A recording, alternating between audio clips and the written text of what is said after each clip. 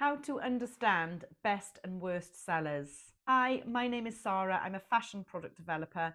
I run a fashion consultancy helping up and coming and established brands to create more sales through client profile and brand protection.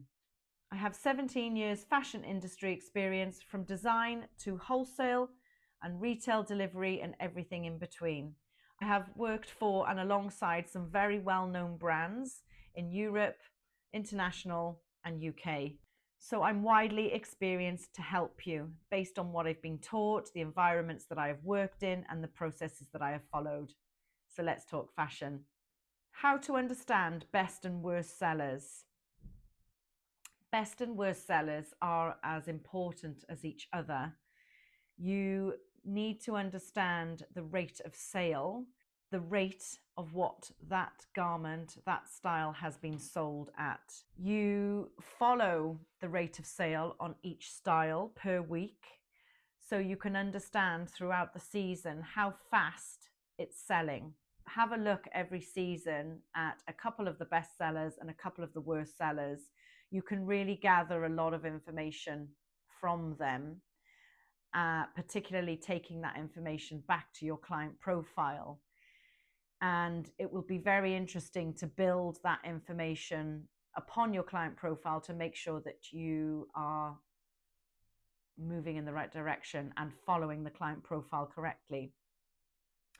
But the best and worst sellers, the reason why they will benefit you going into the next season is because with the best sellers, you can repeat on those shapes, either those shapes by using the same fabrics, or it might be you can analyze the best sellers with your team, or by using a fellow designer to brainstorm to actually drill down to understand, is it the shape that your customer likes, or is it the color that your customer likes, or is it an element of a high fashion detail that your customer likes?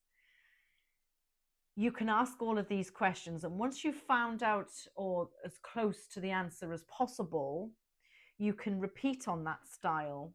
So you could repeat the color and change the shape slightly. You could repeat on the shape and change the color slightly. Usually it's an accumulation of a couple of reasons why there's a style that is selling well: a complementary fit and a good commercial color. The worst sellers are just as important because you can do the same exercise with the worst seller. You know, it could be that it was a great shape but a terrible color, or a great color and a terrible shape.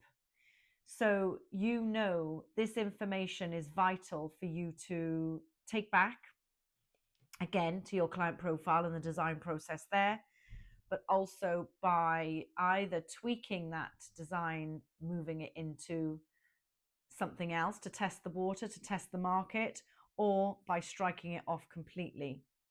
Where the best sellers are concerned, you can use that information to forward order, to bulk order. And again, that will start to speed up your production time or your research and planning time. I hope this helps. Comment fashion and I will send you a free strategy call.